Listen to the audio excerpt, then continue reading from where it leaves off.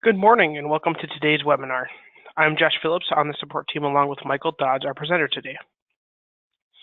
For our agenda, we will be reviewing the process of loading and viewing your goals and our gap to goal feature.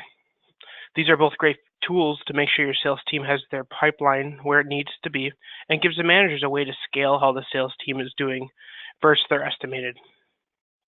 As usual, we will be going through a few user questions. Finally, we will finish mentioning our next upcoming oil and gas webinar.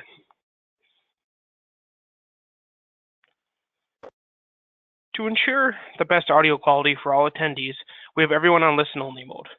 If you have a question, please submit those in the question pane of your GoToMeeting webinar. If time allows, we will answer it during today's session. If time does not allow, we promise to follow up offline. Like all Ledgeview webinars, today's webinar is being recorded and will be available on demand after the live session. All registered attendees will receive an email later this afternoon with an access link to the recording as well as the presentation slides. Today we are welcoming back our presenter, Michael Dodds, support consultant with Ledgeview Partners. Thank you for that wonderful introduction, Josh. Good morning, everyone. I hope you're doing great on this late Tuesday in March.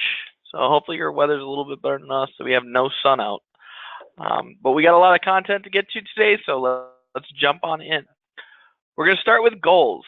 So this is just a refresher for goals. One thing to keep in mind with goals, if you have any issues with goals, you can definitely contact our support team. We're happy to help you with any errors that you receive.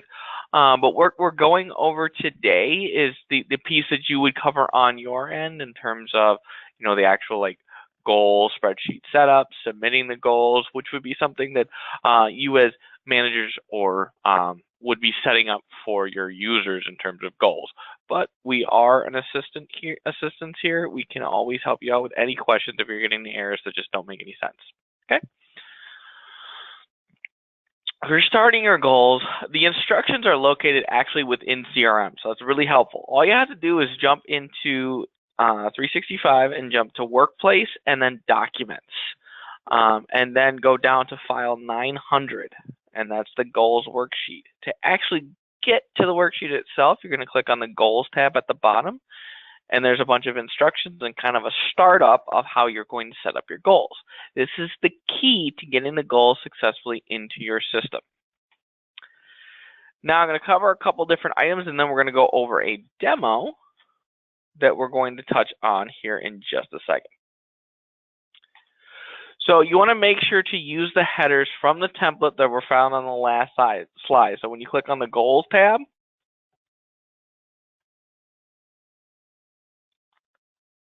I apologize. Hold on one second, everyone.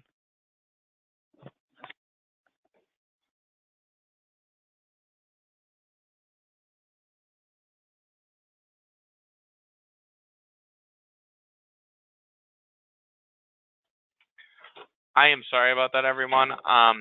Let me back up. I apologize. I did not hit unpause, so I apologize for not showing my screen. So let me just start back over with starting your goals. So the instructions are actually located right within CRM. So you can see from this screen here that it's in Dynamics 365, Workplace, and then into the Document section, okay?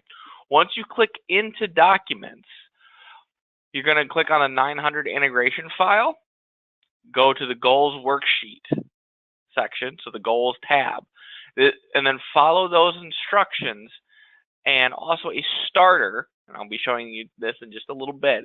There's a starter of how you would set up your goals.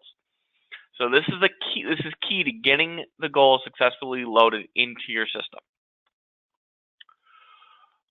We're going to go over the demo in just a second, but you want to make sure to use the headers from the template that we talked about in file 900.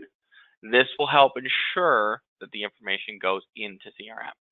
At a minimum, in terms of loading goals, you have to have the salesperson, so owner, and this goes by the employee ID field in CRM. So when you send us your file of new users, there's an employee ID section.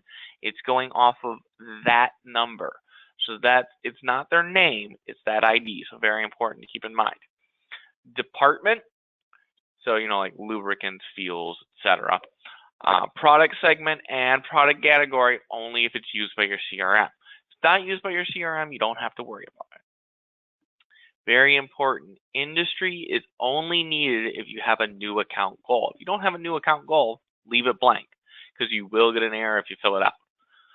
So let's jump into the spreadsheet and I'll show you exactly how we set this up. So here's kind of your baseline starting. This is the template. So to give you an idea of how to set this up, we're going with the owner ID of 14. We're going with the Department of Lubricants. So the natural question is, well, why do you have so many different columns for the same information? Well, that's because we have two different product segments right here. We have the same account number, but two different product segments. So we need two different pieces of information. Very important. If you're changing anything on these columns, you need a separate row for them. So if it's a new user, separate row. New department, separate row. New product segment, separate row. New account number, separate row. Sound like a broken record here, I know. But very, very important to keep that piece in mind. So you can go all the way down to the account number level, but you do not have to. As we mentioned in the previous slide, you can just simply list the owner, the department, the segment, and then the category if your CRM utilizes that.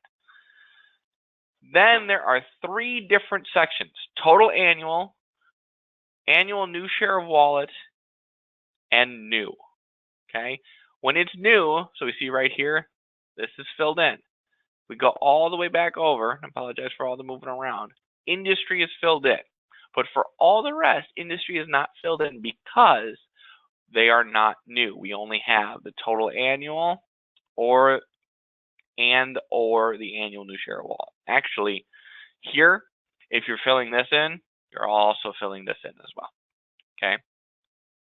So this piece should really always be filled in, and then this is your total. Then you're breaking down your share of wallet, and then you're breaking down your new accounts on the next piece. Okay. So these pieces are going to match because HTML is a new share of wallet that we're going after. Okay. These do not have to be 25, 25, 25. If you say, my second and third quarters when I do the most amount of my business, that's really more like 80% of my business is done during those 2 quarters. They can be 40, and then 10 and 10. Okay. All that matters is that these equal 100%.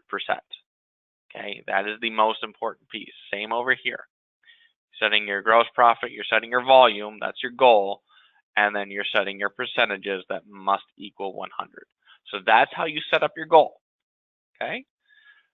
Then when you add new users, new owners, you're just doing the same type of information. You're just going down and doing it by another owner. Okay. So that's how you set up goals.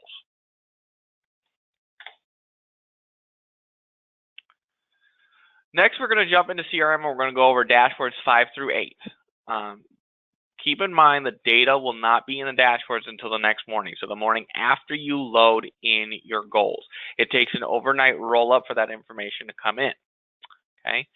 Some really interesting pieces. So dashboard 5, 6, 7, and 8, they have different names.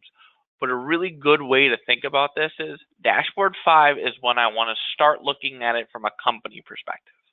Dashboard 6 is when I'm looking at it from a department breakdown. That's what it starts as. Then dashboard 7, it's all my salespeople, all my users. And then dashboard 8, it's mine. It's my goals. Okay?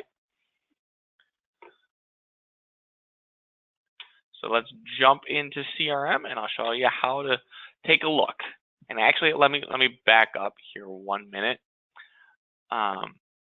Before I do that, I want to show you actually how to load the goals real quick. So to load the goals, so after you set up that spreadsheet, you're actually going to want to load the goals. So you go into Workplace, Sales Goal Upload Wizard, and all we're going to simply do is set our start date of our fiscal year. So we're doing 1/1/2018. We're going to grab our file here. So it's just going to pull up your file. I'm just going to grab that information.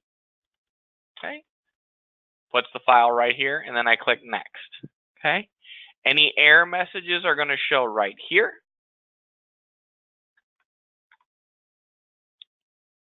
And then when you're ready to move on, so you want to make sure that you mark this, and then you click next.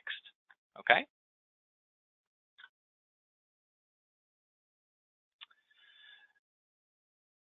Then once you have this uploaded, and just so you know, some common errors that you can come across when you're doing this information are the product segment is invalid, and then it could say, hey, the product segment for this department is invalid. So you get two errors actually for the same row, because it's going to show the row in question, the message, so the error message, and the value that's being called into question.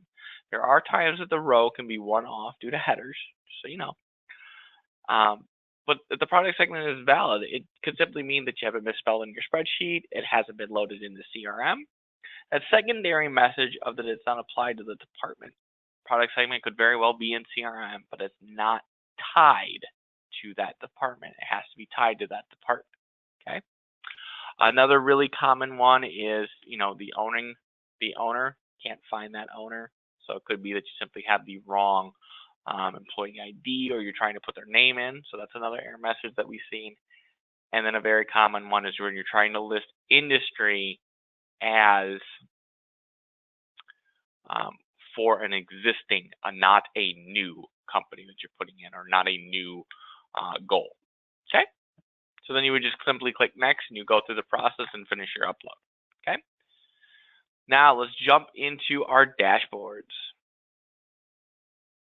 So if we go into the dashboards here, so like I said, 5, corporate goal scorecard. Think about it as company. Now you can look at the current fiscal year, which is what we're set up, and you can also go to the prior fiscal year. And then you just click show dashboard, and it will change it. Okay. These are your goals. So we have right here GP goal 1. We're on gross profit. So this is what goal 1 is, goal 2, goal 3, goal 4. So for the quarters, okay? And then your prior year overall as well, okay? So your overall amount and then your goals. That's what this is showing us, okay? Now, if you want to go to units, you just simply click over here and go to units. And then we have prior year units. By the way, this is also showing where it lands in here. So we can see where we're currently located falls between Q1 and Q2 for prior year. We did not make it to Q4, okay? If I want to drill down, all I do is simply click in here, and then it'll break it down, okay, by my 2 different departments, fuels and lubricants, right here. So if I want to go into fuels, then it'll break it down further by the product segments, so diesel and gas. If I want to go into gas, then it will break it down by product category. And then if I go in here, it will break it down by owner, okay? So it's going into a lot of specific information. Then once you jump in here, then it's going to actually give you some actual information down to the account level. So some really cool pieces that you can dive down into, okay? Really, really helpful. If you want to move back, you just simply go to the back button. If you want to go back to the original, you click home. Scroll down. So this was overall, okay? Then you have prior year share of wallets, prior year new units, okay? If you want to expand this, expand, it'll open up and it'll have it more full screen for you. Okay, so if I want to go back, I just simply go back. If I want to go to the home, click the home page. Okay. Now let's say I want to break this down. I want to start at the department level. I'm going to go to the sales manager goal scorecard. So we're looking at clean burn, commercial, renewables, commercial HVAC, commercial renewables, fuel, and lubricants. I want to jump into lubricants. So that's my department. Now I have Chevron, other, and private. Actually, excuse me, these are the product categories. And then we have right here the different product segments, okay? So I apologize, I misspoke before. It was product category, then product segment. That's how it was being broken down. So that's the information that we have right here. And then again, you can click into the individual unit and individual person and open it up, okay? As we can all see here, Steve is a rock star. He's killing all of us, okay? And then you scroll down, you got year-to-date share of wallet, year-to-date new GP, and then you can flip it to units just like before. Okay. If you want to be able to look at each individual users, okay, you can select them, or you can have an overall look at them right here. Okay. And then you can flip it between years. You have it based on the year-to-date share of wallet, year-to-date new GP. You can break it down like that. So if I wanted to go to Steve, I can break it down and I can look at Steve's. And then I'm just looking at Steve's information, and there we go. Okay. Now, if I want to look at my individual goal scorecard,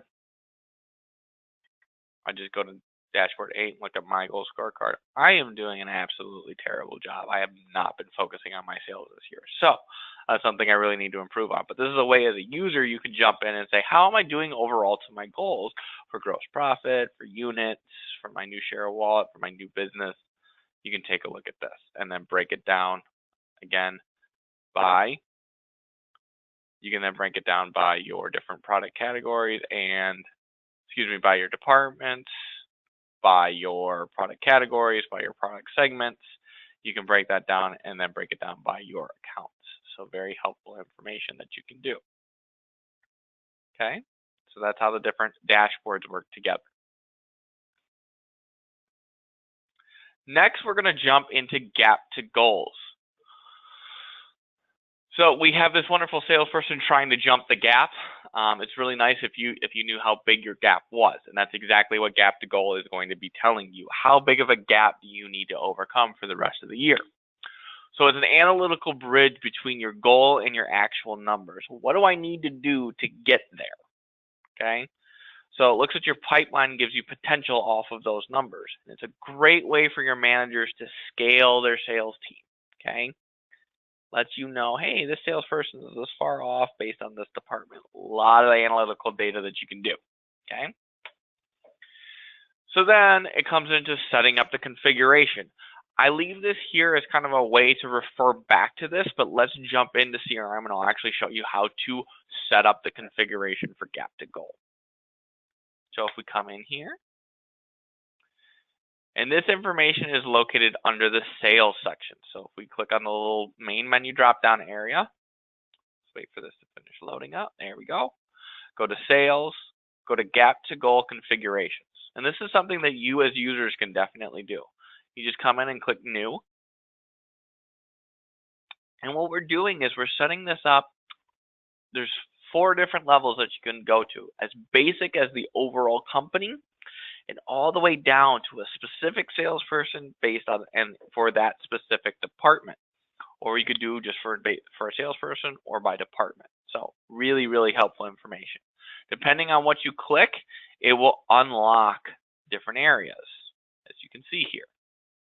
Okay.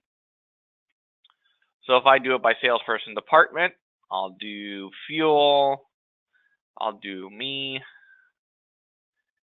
Then you don't have to choose your product category. If you're not using product category, don't worry about it. If you are, I highly recommend filling this out. So if we do Chevron here, and then estimated gains or losses. Oh, excuse me, I apologize. I skipped report type. Report type, this is, do you want to have this gap to goal be about all the business for Michael Dodds and Fuel, or just his new business, or just a share of wallet? Gives you those different options. Okay, so we're going to leave this at all. Estimated gains or losses. So you're setting this up for Mike, and he says, hey, I got one company that says they're going to be really doing some major business this year. I'm expecting a 10% growth for them. But I have another company that's going to be struggling a little bit this year. They let me know that they're probably going to do about 8% less business. So my estimated gains or losses would actually be 2%. It would be a gain of 2. Okay. Now what I'm saying here is, how often do I want to run this report? Do I want to run it daily, or do I just want to do it every Sunday? Okay. Once you have it, you just simply do save and close. Okay. Now, the next piece that we're going to jump into is, where do you go to see the data? So where we're going to go to see that data is the gap to goal data section. Okay. And it will show up after the nightly process run. So you'll see this information after the configuration you set up the next day. Okay. The data is key Below the data, the key for the calculations, okay? It's important for any questions that arise of what does this mean? You can simply refer down to it, okay?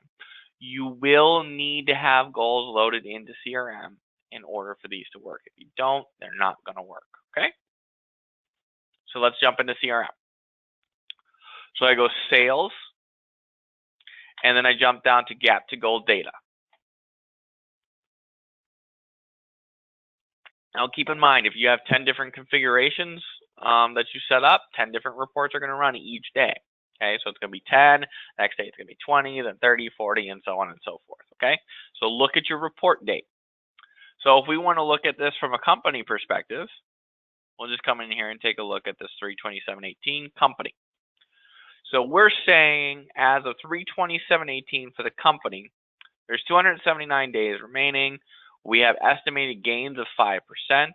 Our average win rate for our opportunities is 36.05. And then there's 9.17 months remaining. Okay.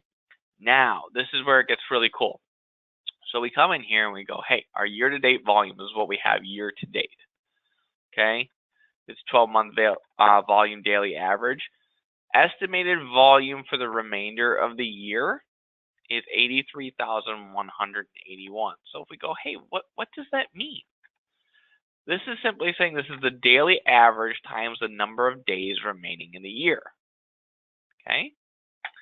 So then we go, okay, well that's perfect. If we want to do adjusted estimated value, okay, that's a little bit different. We now have 87. But that's because it took this information and times it by the 5%. We're expecting a 5% gain. So that's the adjusted. Now, our prorated open opportunities volume, so what we expect to have coming in within the year is 279,252, okay? Possible volume from open opportunities, okay? Well, these are different. I wonder why those are different. So it's taking the prorated, which we have right here, and it's timesing it by the average win rate, okay? That's why it's less. So it's basically saying, realistically, what are you going to win?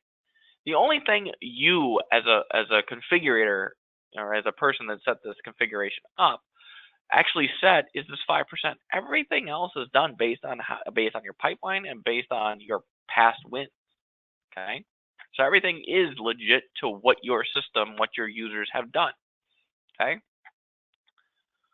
So then we take a look here. Our current year volume goal is 21,759,000. Okay.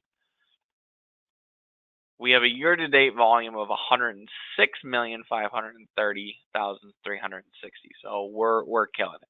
We're doing a great job. Okay.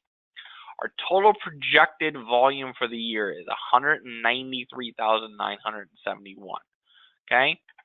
Total projected. This is just simply saying it's the sum of the actual year-to-date volume, year-to-date amount, plus the adjusted estimated amount, plus the possible amount from open opportunities. So basically, this is saying, what do we actually think we're going to get by the end of the year? Okay, in addition, this is what we expect to get, or excuse me, what we're going to have at the end of the year. Now saying, what's your gap to your current year goal? We are above by 172 million. So we're doing pretty darn good. Okay. Then it goes down and breaks it down a little bit further. This is the percent that you gained. Your gap prorated for the remainder of the year. The estimated volume pipeline that you need to meet your goal. Okay, that's a really important piece. Okay, so estimated pipeline unit is the gap prorated for the remainder of the year. Okay, gap prorated for the remainder of the year, right there. And then it's divided by the average win rate. So what do I need in the pipeline to be able to meet my goal? And it's giving your average daily volume deal size, and then your estimated additional volume opportunities to meet your goal. Okay? And then it also does the same thing right over here for GP. So a really, really key thing. And then as you can see, this is why the key is so important. So you can actually come by and take a look at what you need. So if you come here and you go, what is the additional volume opportunities needed? What's that? How is that calculated? Oh, it's my estimated pipeline divided by my average deal size. Okay, perfect. So estimated pipeline divided by average deal size gives you this. So that's how you read this. And it's hugely critical to be able to understand where you're at, where you need to be, and what you need in your pipeline to get there. So very, very important. Okay? So that's all for goals and gap to goals. Next, we're going to jump into some user-submitted questions. Is there an easy way to make the gap to goal calculation when goals are not in the system? So unfortunately, you need to have a goal in the system to be able to use gap to goal. It will not work without it. However, you would be able to do it manually, through Excel spreadsheets, taking the difference between your goals and actuals in another spreadsheet, but it's going to be very, very difficult, very, very time consuming. So we highly recommend having the system do it, because the system actually takes pipeline from your estimated numbers and gives you an idea where you are and where you need to get to. Okay. Will the goal on the dashboard roll up to the manager? That's an excellent idea. Unfortunately, as it sits today, it does not. If you have multiple sales managers that are heads of departments, you could potentially use the dashboard 6, where it breaks it down by department, to look at that. If we get more requests like this, we can definitely add it to our enhancement list. Okay. Can I set my quarter goals to something other than 25%? Definitely. It just has to equal 100%. Can't equal 95. It can't equal 130. Okay. So basically, you want to look up, understand how your business works, and then set those percentages based on when the information, basically on how you do business throughout the year. But it's important to keep in mind that the quarters in the charts actually roll up to the total. So quarter 1 has 17%, quarter 2 has 33%. Quarter 2 will technically be 50% of the end goal. So it's 17 plus 30. So at quarter 2, you're at 50%. It's just quarter 1 was 17, and then it was upping at 33% to get there. Okay, it's just an important piece to know.